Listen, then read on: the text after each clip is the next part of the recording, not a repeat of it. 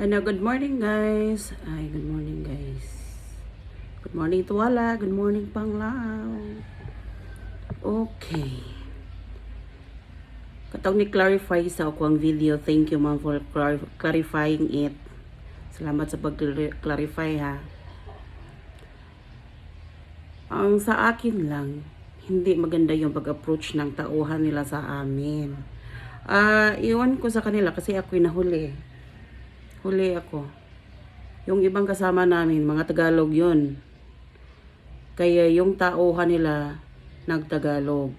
Hindi alam ng, ng tauhan nila. Ako'y Bisaya.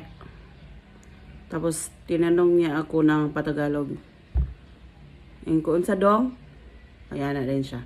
Ni-approach siya na ako. Katagalog yung nauna sa akin. Ako. Sabi niya. Ang sabi niya, in Bisaya, Ma'am, pahawaon na daw mo sa tag-iya ani ma'am kay private na daw ni. Ha? Di na siya ko. Ana ang pag-approach na ko ma'am. Ganyan talaga yung niya, pag sabi niya sa akin. Ganyan yung pag-approach niya sa akin. Ma'am, paalisin na daw kayo ma'am kay private tong area. Iba ng may-ari. Ko, ha? Iba na yung may-ari. Kailan lang. Last week lang yata yan na-open yung Virgin Island. Tapos iba na daw yung may-ari. Kami hindi namin alam anong gagawin.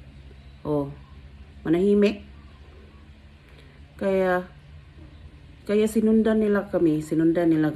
Nahin ko, sabi mi, hindi namin alam kasi may may taga munisipyo naman na naningil ng pira doon kada rating ng mga bangka. So, yun. Tapos, ang sabi niya, papalapit yung may-ari daw. Yan ma'am, yan yung may-ari ma'am. Yun yung Korean na nagsasalita doon sa video ko.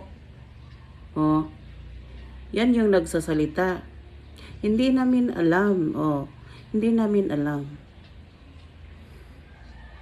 Ngayon, yung operator ng bangka nga namin sinakyan, hindi alam yung may bayad pa doon sa may bayad pa doon sa maliban doon sa 30 pesos na siningil ng munisipyo. Hindi kasi namin alam kung nirintahan or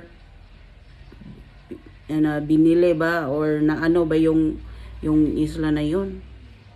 Kasi ang sabi na tao na, ma'am, paalisin na daw kayo sa amo namin, kay private na to. Ano bang nasa isip namin? Nabili nila or hindi namin alam, narintahan nila? Yun sa amin lang.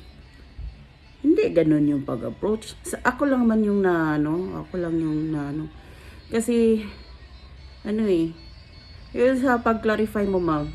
Yung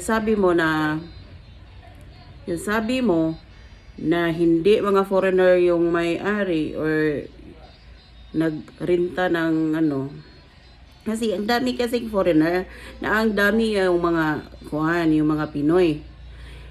Alam ko yan ma'am kasi nag-i-issue din ako ng puro clearance dito sa Tawala. Nag-i-issue ako yung kinuhaan at saka yung treasurer namin. Yung negosyo, pagmamay-ari ng ibang lahi. Yung naka-representative, yung dami, Pinoy. O, saan ka dyan? Bakit ganyan yung mo? Clarify lang din yung Okay. Kaya nagtanong ako kahapon sa yung mga bangka operators.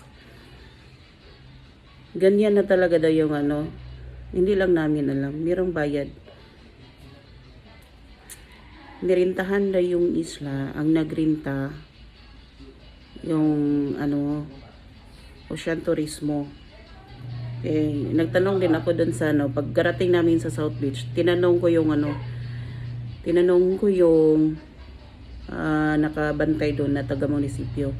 Sabi ko, Kuya, ano bang nangyari doon sa Virgin Island? Pinaalis kami. Sabi, ma'am, pahawao na daw ka diri, ma'am, kay bago na yung tag-iya. Private na ni. Oh, ganon. Pahawao na daw mi kay private area. So, tinanong ko yung ano, yung sa munisipyo. Sabi, nirintahan daw ng Ocean Turismo. Ah, okay. Kaya sila yung mag-maintain siguro. Tapos sila yung maningil na 100 pesos per head sa mga foreigners at saka 50 pesos for the local. 50 pesos for the local. Yun lang. Kasi yung ibang bangka operators, hindi nila alam. Ang sabi, ma'am, may bayad na pala doon. Ano po? Private. Papasukin yung mga yung mga guest. Pero may bayad na, may entrance. Wala tayong magawa eh. Yun yung mana nila. Okay, umuwi na lang kami. Sasakayin na lang kami uli ng bangka. Okay, that's all. Thank you. Okay?